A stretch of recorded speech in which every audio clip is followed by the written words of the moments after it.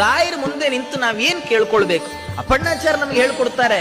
ಅವರು ಹೇಳ್ತಾರೆ, ರಾಯರ ಮುಂದೆ ನೀವು ನಿಲ್ತೀರಲ್ಲ, ರಾಯರ ಮುಂದೆ ನಿಂತಾಗ ಅವ್ರನ್ನ ಕೇಳಿ, ಸ್ವಾಮಿ ನಂಗೆ ಒಳ್ಳೆ ಮನೆ ಬೇಕು, ಒಳ್ಳೆ ಕೆಲಸ ಬೇಕು, ಒಳ್ಳೆ ಸಂಬಳ ಬೇಕು, ಒಳ್ಳೆ ಉದ್ಯೋಗ, ಮತ್ತೊಂದು ಬೇಕು, ಮಗದೊಂದು, ಅದೆಲ್ಲ ಕೇಳ್ಬೇಡ್ರಿ.